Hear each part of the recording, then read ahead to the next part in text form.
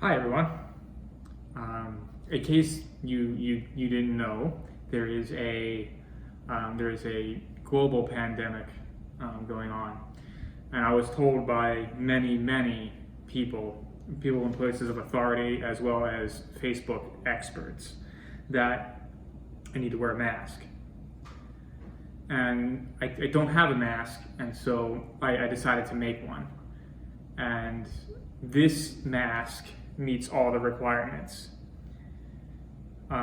It covers my nose, it covers my mouth, it's tight around the neck and the face, and it's tight here, so maybe not so much here, but you get the idea.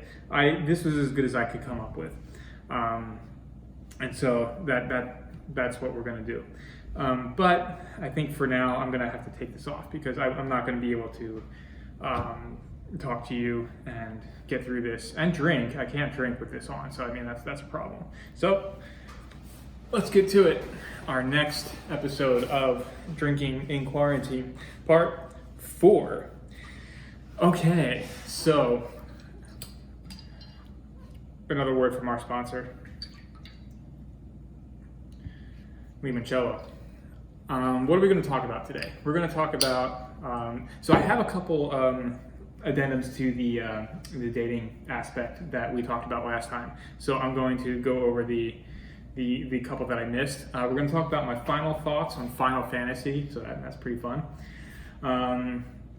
What else are we going to talk about? We're going to, I'm going to clear the air a little bit about my actual political affiliation, because there's a lot of confusion about this, and frankly I'm tired of trying to explain it to you, but I'm going to try one more time, and this is going to be the official explanation, and then from here on out you're just going to believe whatever you want anyway. So we're going to do, after that we're going to do a little Q&A, and then a segment which I kind of stole from the Ben Shapiro show. It's called Things I Like and Things I Hate, but I can't call it that because I don't want to get sued. I mean, there's like 7 people that watch this video, so I don't think he's too concerned about me, taking market share. But he is an Orthodox Jew, and so he may come directly after me with just 7 views. So I don't know.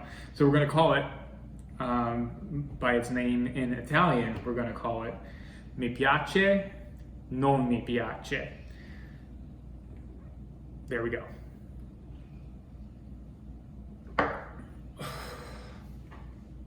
Yeah, that's good. Okay, so let's start off with Final Fantasy.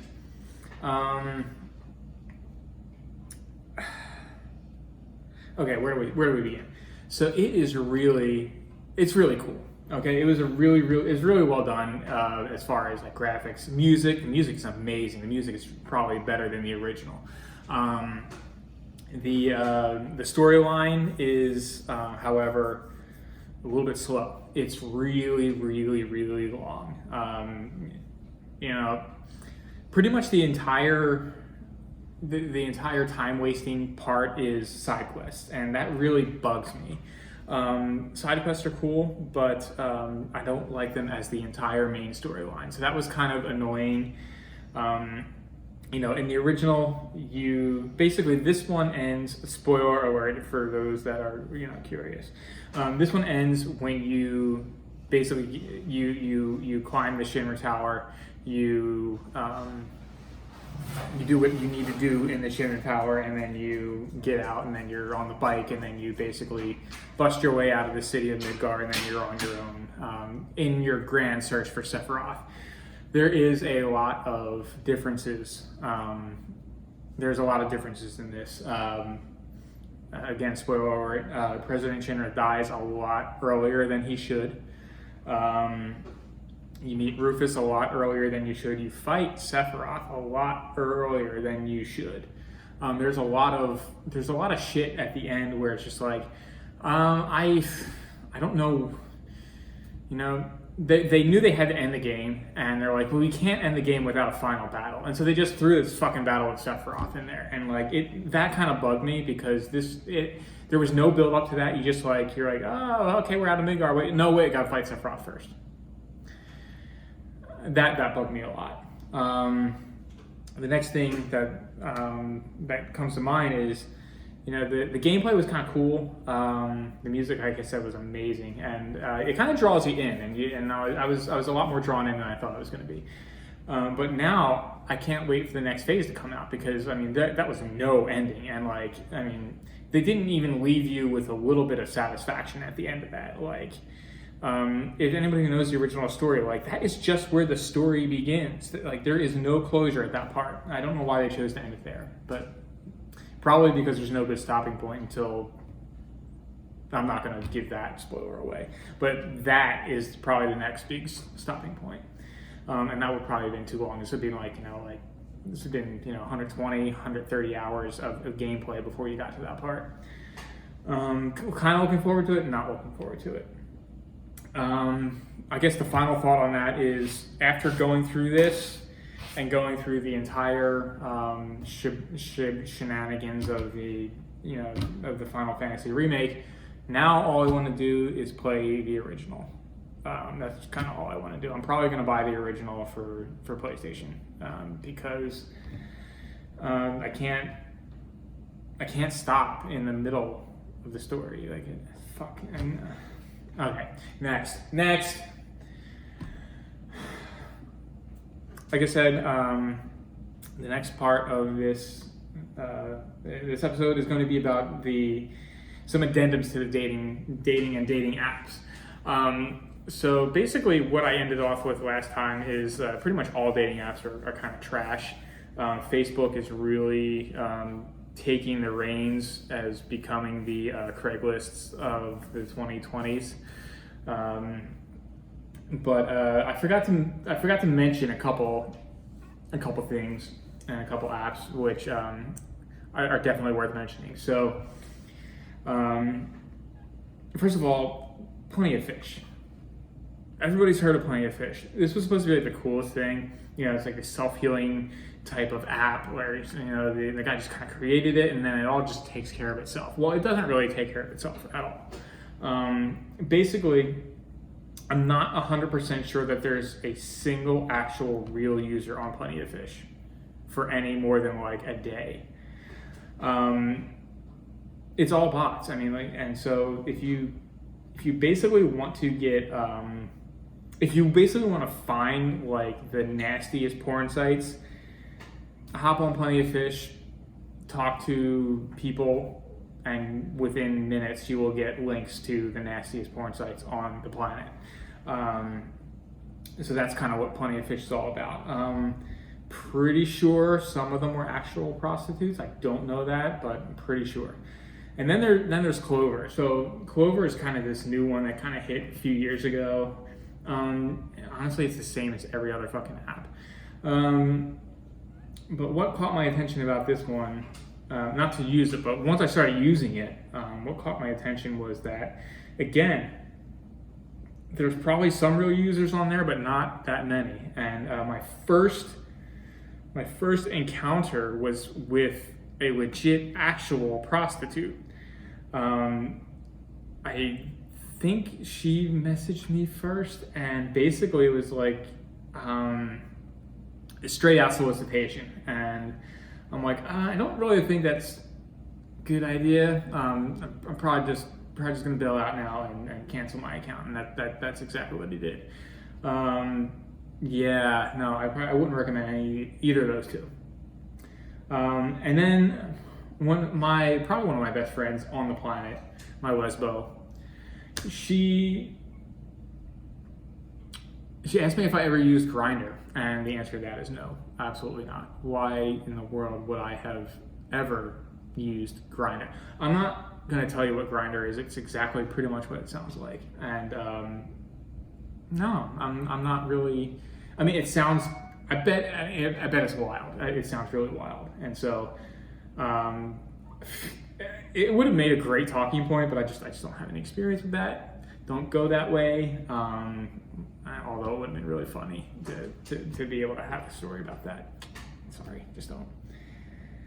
Okay, now the first main big topic of the episode is my beloved homeland of Arizona. You let me down, bro. You let me down.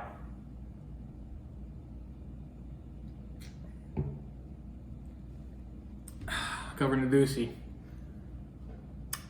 where are your balls? Where's the balls, bro? I want to start off with saying, like, until probably like 2 days ago, you were what I would consider a fantastic governor. You stayed the fuck out of people's business. You basically let the free market do what it needed to do to get shit done. You erred on the side of what is seen as less government, which I love that. And I mean, most important of all, Cold Stone is like the best fucking thing. Like, we're all, like, the entire country is in your debt for that. Like, I mean, Cold Stone is the shit. I mean, I live here in Tempe. Cold Stone #1 is right around the corner from me. Go to it all the time. It's the bomb, and you know that is why you are where you are today. Never forget that. But you let me down, man. Like, I was pretty happy that you were cautiously optimistic about the entire COVID-19 approach. You know, I didn't really like it, but you shut down, you locked everybody down. But you were kind of wishy-washy on that too. You were kind of like, you know, we're kind of locked down, but you know, you can still go out and do your food shopping and all that shit. And no one's really gonna make you wear a mask. No one's gonna do any of that stuff. And I'm like, okay, sounds great. Sounds really good. Sounds very reasonable. Everyone's allowed to assume their own level of risk, and that's really, really important. But then came April 29th. And you held a hour and a half press conference. And in that hour and a half press conference, you basically said, you beat around the bush and you basically said, we are going to extend the lockdown for another 14 days from May 1st until May 15th. And as for your reasons why, I don't really have any, except it sounds like a really good idea. Although it doesn't really sound like a really good idea, because if you look at the unemployment numbers in your state, they are rapidly increasing, and it is going to put a real burden on everybody's life that has lost their job. It's terrible. But that's not really the most important part. Like, the most important part is that the whole idea of flattening the curve, at least this was the idea that was sold to me. We need to flatten the curve to not overwhelm our healthcare system. And I got that, I get that. I said, you know what?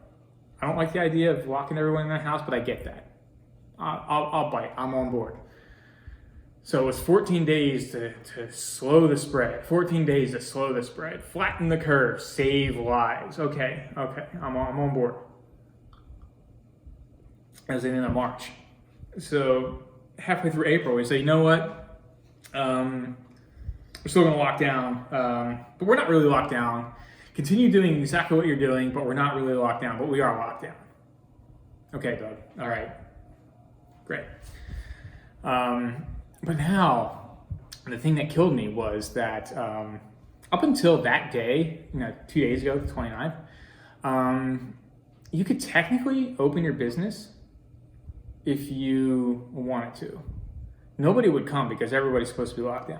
But you technically could. But now they actually have the police and the sheriff's office out there issuing citations, fines, and shutting people down.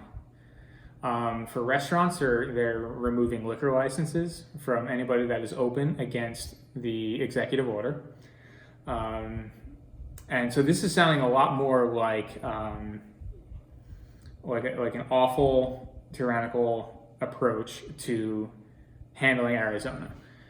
Now, Arizona is not really even on the map as far as hotspots. I think there was, last time I checked, this was a couple days ago, don't jump on me and tell me I'm an idiot. This was a couple days ago. There was only like 270 something deaths, like 273 or something like that.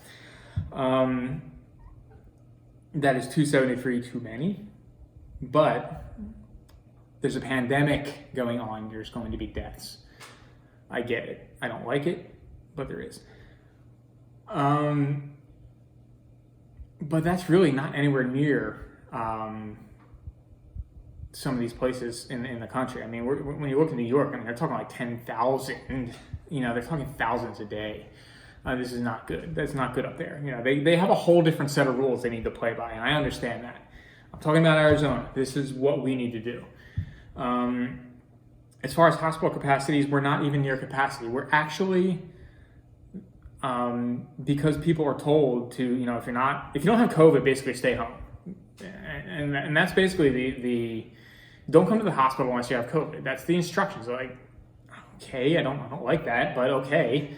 And now, I mean, many hospitals around the valley are either furloughing everybody, or some of them, the less lucrative hospitals are actually shutting down, laying people off, or they're shutting down floors and laying people off. And so that doesn't really sound like we are in dire straits as far as our medical support system goes. And so my whole problem with this is that it was 14 days to slow the spread, but and that was to keep our medical staff, our medical healthcare workers, under that critical threshold. And it doesn't, just to me, I haven't seen any data that says that we are anywhere near that threshold. And so that to me says we should probably assume a little bit more risk. And so that is why Governor Ducey, you better fix this real soon, or you are going to get primaried. And I mean, that's not me. That's going to be the constituents that are fucking livid with you. You're going to get primaried, and you're probably going to lose. Okay, so now that we talked about that, and we kind of touched on the politics, well, not even real, but I talked about primaries, that's close enough to politics. My political affiliation.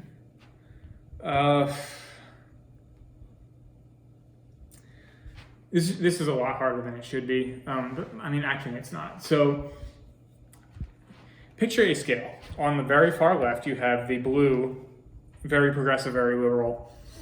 On the far right, you have the red, the very conservative, very conservative, Republican-ish. And so those are the two kind of extremes that I'm working with. There's further out, but to me, those people are so crazy on both sides of the aisle that we're not even going to really talk about anyone further than progressives and extreme conservatives. Towards the middle, you have, and if you picture this as a color spectrum, towards the middle you have what people like to call libertarians. And so they try and stay central to most issues, or at least they try to stay open to discussion on both sides of the aisle. And so that's kind of where I start to fall. So that color, they're usually colored yellow. It's actually a nice color because it blends with the rest of the spectrum. So with the libertarians that tend to lean and side more with the progressives and the liberals, those are the green libertarians. And so those are people that are going to be like, a lot more into, I don't want to talk about any of these issues, but I'll just bring them up as examples. The green libertarians are probably going to be more for abortion. They're probably going to be more for, legalization of marijuana. They're going to be more for, the actual legalization and globalization of sex workers and things like that. So they're very, very free, free spirit. And to the right of them, so they're the green libertarians. They're yellow and blue make green, and so that's kind of where they start to fall. And then on the right, opposite of that is, the yellow starts to blend with the red and make the orange libertarians. And the orange libertarians, they're still kind of open to ideas like, okay, and so that's kind of where I fall, but I'm more open to discussion about climate change. I'm very open to things about climate change. Not so much abortion. They're not going to really be for abortion. They're not really going to be for bigger government. The green libertarians are probably okay with a little bit of a larger government as long as they are left alone, which to me that doesn't make sense. And so that's kind of where I fall. I kind of fall into the orange libertarian but that kind of lands me in a lot of hot water because I pretty much disagree with almost everything that the left says, but it's not for the same reason that the far right disagrees with them. I just think that most of their arguments come from a place where it's going to require a lot bigger government, a lot higher taxes, and I am not for any of that. And even the green libertarians are kind of like, no more taxes. Big government, okay, no more taxes. But it also lands me in trouble with the far right because they're like, what do you mean you actually believe in climate change? I'm like, well, it's not really that fucking hard. All you have to do is look at the science, and it's very, very crystal clear that climate change is happening. It's really a matter of what we're going to do about it, what level of risk we're actually willing to accept, and what is a realistic target that we can actually shoot for to mitigate this. And so I get into wonderful discussions about climate change on both sides of the aisle, and nobody agrees with me. And so I am really at the point as an orange libertarian, I can't really say anything without pissing off the left or the right. And so it's usually best if I just avoid political conversations altogether. I try, can't really do it all the time, but I hope that actually clears things up for you. People ask me, well, did you vote for Trump? Well, it depends on the year that you ask me. In 2016, I did not vote for Trump. I actually voted for Gary Johnson because mainly I thought he was probably the most ethical person in the race. In 2020, I am probably going to vote for Trump because I gotta say it's going to be I'm begrudgingly going to vote for him because I don't think any other options are actually appealing to me, including not voting, because I am so fed up with the far left progressive policies and mindset that if I don't vote, I feel like I am enabling that mindset. And so begrudgingly, I'm probably going to have to vote for Donald Trump. So that is my political affiliation. And before we move on, I gotta let you know that I'm actually feeling pretty good right now. This is a pretty good episode. I'm feeling all right. Okay, so let's move on to some Q&A. We'll try to make this quick and wrap this up because I don't want another 4.5 hour video or whatever the last one was. And so, as luck would have it, pretty much all of these Q&As are from my baby stepsis, Maggie. Hey Maggie, how you doing? Thank you for the questions. Oh my God, I love it. So keep sending me questions. This is wonderful. And I'll keep giving you shout outs because you the bomb. What are some of your favorite Italian phrases? I've been having a little bit to drink, and so I probably can't even say them right now, but I'm sure my Italian teacher will correct me and laugh at me and all that stuff. But I'm going to start with a couple. This one's not really a phrase, but it's more of a word, but it kind of is more of a concept. So the first one is guazzabuglio. Guazzabuglio is a word that I learned from the Harry Potter books. It's one of the passwords to the Gryffindor corridor. Not corridor, the Gryffindor dormitories. Guazzabuglio means mishmash, or kind of like a jumble mix-up. It's a very funny word that I really enjoy saying, and so that's the first one. The next one is a phrase that I heard from a friend that I was talking to on Tandem, which is kind of like an app where you can meet people with that speak the language that you want to learn, and you help them with English and they help you with Italian and things like that. It's a really cool app. But this phrase is sono alla frutta. Sono alla frutta, which means literally, I am at the fruit. And what that means more figuratively and as more of an idiom is basically I'm at my wit's end. I'm at the end of my rope. It's basically how she explained it to me, but it's a very cute saying, because if you think of a branch of a tree, and when you're at the fruit, there's nowhere left to go. That's it. That's all you get. You get the fruit, and then it just falls off, and then So the next one that I thought of was a song lyric by Adriano Celentano. He's a singer, from the 60s, 70s, 80s of I don't know if he goes back to the 60s, but definitely 70s, 80s in Italy. And there's a song called Confessa, which is confessa is a confession. And there's a line in there that I thought was really, really cool, which is chi non ama non sarà amato mai.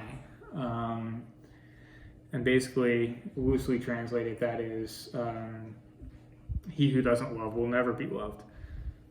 And the place where it goes in the song is actually really cool. And so I actually like that phrase a lot. Yeah, it's good. I like that.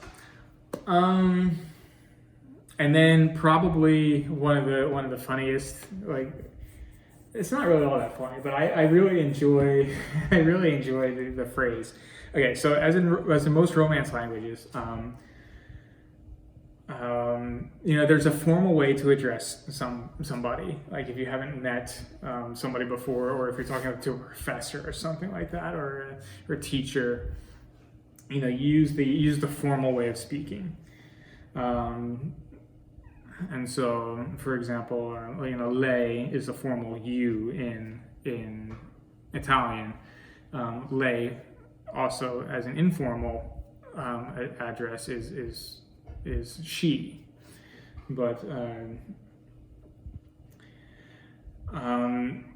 so if you're talking to somebody and you've maybe talked to them for a little bit, you talk to them a couple times, and you're, we're not going to do this. We're not going to do this formal thing anymore. And you want to tell them, or they want to tell you, it's okay to address me in the informal way. And so basically, what they would say to you is, va bene, dammi del tu. And so, dammi means give to me. And tu is the informal you. So basically what he's saying what he or she is saying to you is give me the you, give me the informal you. And I just think that is a freaking hilarious way to say it. And I think it's adorable. And that is definitely one of my favorite Italian phrases. Okay, so her next question is, we're gonna say that one for last. Ben & Jerry's Cannoli Ice Cream. I've never had it. It sounds pretty good, but I don't know that I'm ever gonna have it because I have a feeling that they're going to really massacre the flavor, and I'm thinking of ricotta, and I'm not really thinking that ricotta is going to go all that well with ice cream. I don't know. Maybe I'll try it one day. I'll let you know. Okay. her final question is, should Jerry Jones take a long walk off a short pier? The answer to this may surprise you. No. Jerry Jones needs to stay exactly where he is. I am enjoying every second of the implosion of the Cowboys franchise from the top down. And so, like, last year when he fired Jason Garrett, I was like, oh no, he's actually going to do something that's going to make some sense. So he fired Jason Garrett. I was kind of pissed about that. I was like, no, you need to keep Jason Garrett around. He's the best. So he fired him. I'm like, shit, man. He's actually going to go out and get somebody that's actually worth his salt. And let's face it, the Cowboys got a dangerous lineup. And under the right coach, they can be a really, really scary team to play. And then he goes out and he hires, Mike Holmgren. So like, we're talking about this guy that like gets canned by the Green Bay Packers, right? And instead of going out and shopping himself around, to take another job with another NFL team, no, he doesn't do that. He goes and he basically locks himself away. So he's like this nerd that like just got dumped by a pretty hot chick that like he'll never have a chick that hot ever again in his life. And so what does he do? He doesn't just get back on his horse and just like, start trying to date again. No, he doesn't do that. He goes into his garage in his mom's basement and he builds like a dating simulator, and he tries to simulate everything that he did wrong in that situation so that he can get it right for the next time. And that's fucking what Mike Holmgren did when he got fired from the Packers. He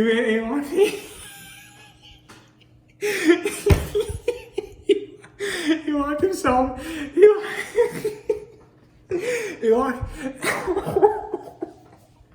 He locked himself in his fucking shed, and he built like this football laboratory where he's like trying to like simulate and make like all the best plays for all the situations that happened in the following year. And so like that was his credential. That was his credential for being the pick that Jerry Jones decided that he needed to have that guy. He needed to have that guy.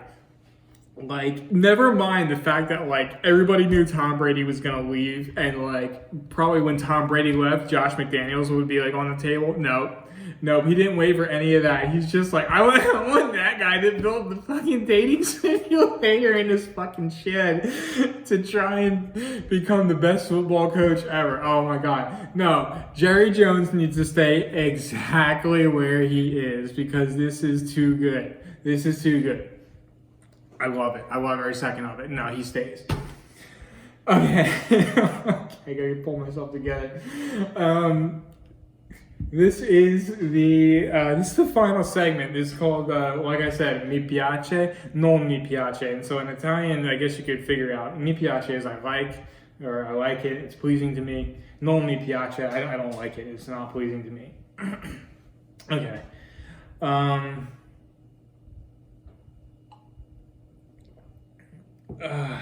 God. Wow, no, I think I screwed this all up. Pretty much everything here is things that I just don't like.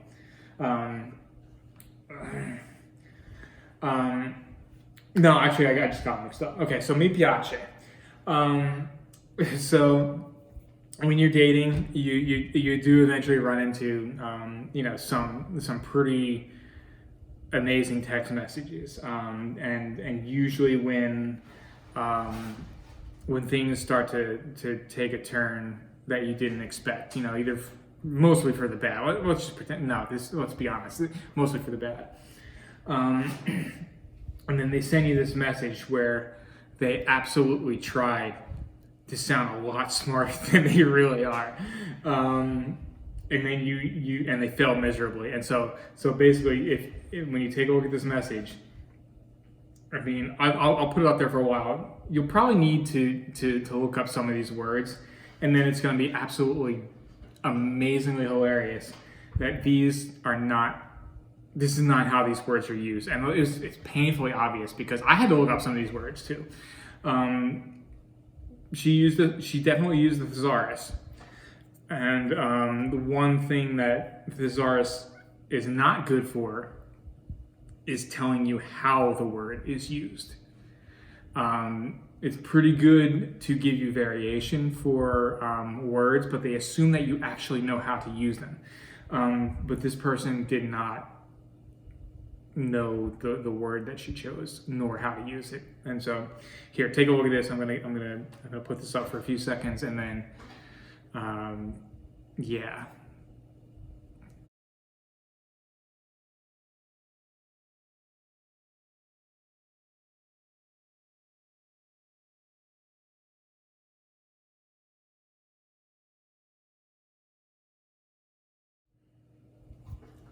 So that, you know the word I'm talking about. That is not how that word is used. I almost feel bad for her. Not almost. I absolutely do feel bad for her. She is dumb, and I hope that she finds a very rich man with very low standards, because she's helpless. She's helpless. Okay, the next thing I absolutely love is so this happened to me. I think this happened to me today.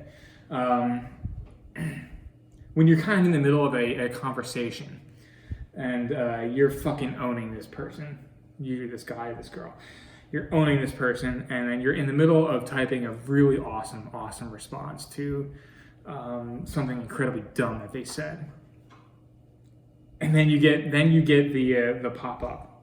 Sorry, I can't post this because doesn't seem like this user is around anymore.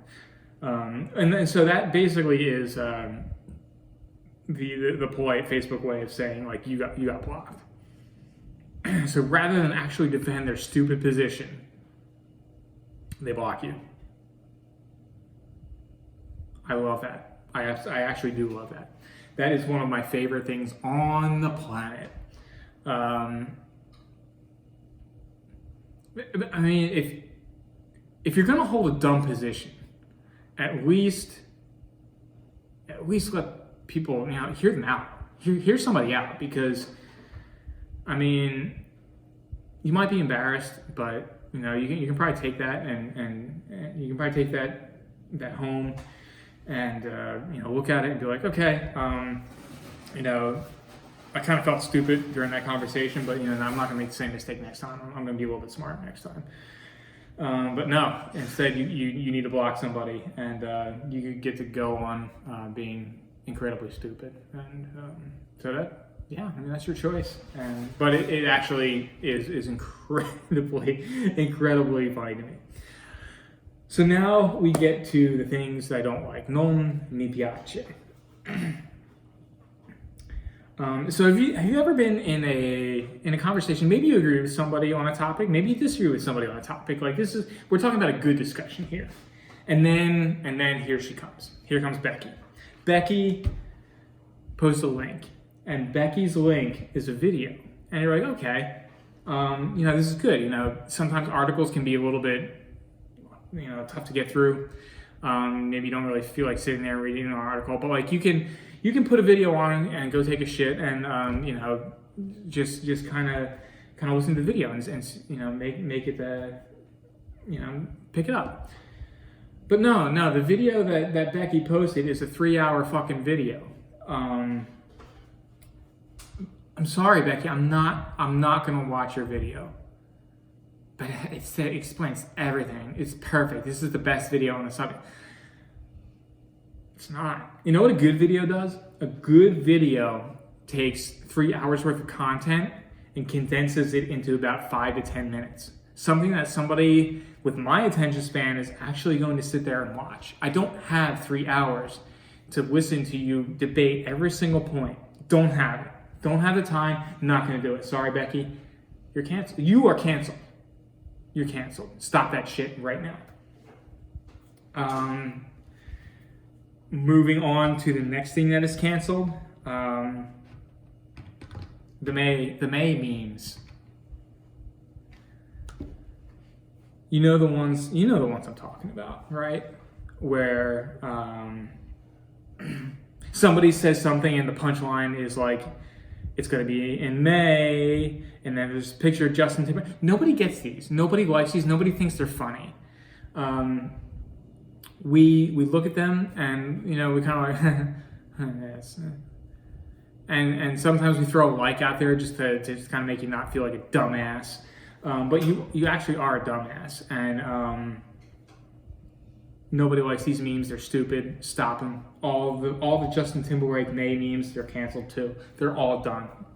Fuck them. They're so dumb.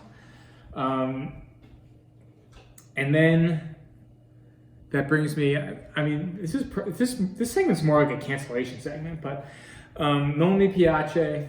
I'm sorry. I'm gonna have to do this. I put this off for as long as possible, but it's time. We have to. I mean, time's up. Time's up on MeToo. And I'll tell you why.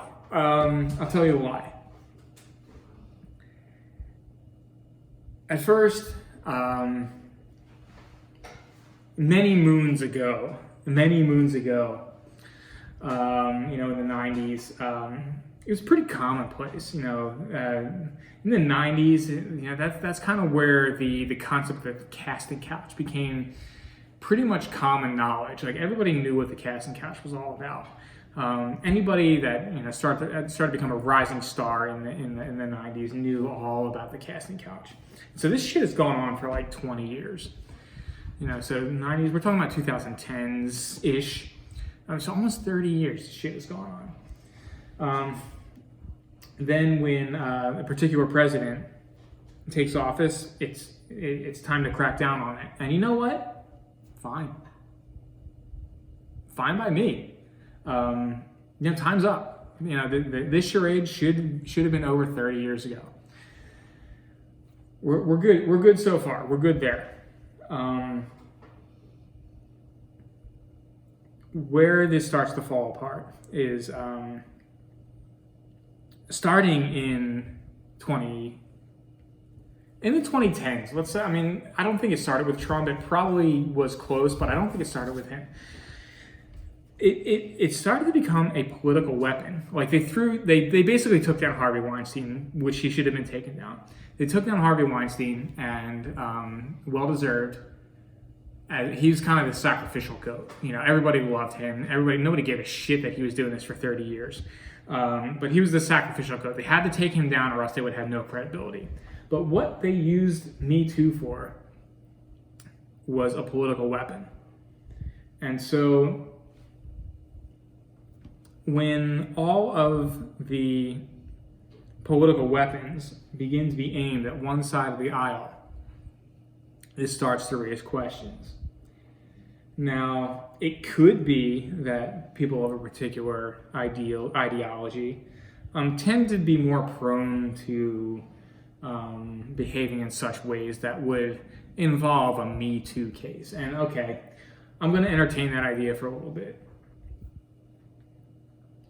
And so, the whole thing with Brett Kavanaugh, that started to raise a lot of questions. Like, maybe this is starting to go a little too far. Like, we get that sexual assault is a terrible, terrible thing. And yeah, everybody pretty much agrees that if somebody makes a claim, you should probably take it seriously to the point where you can actually have some corroborating evidence.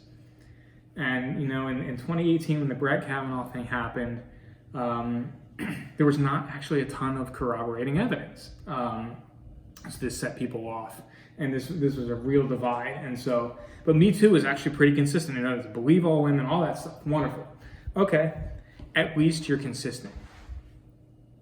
Fast forward to 2020. An election year.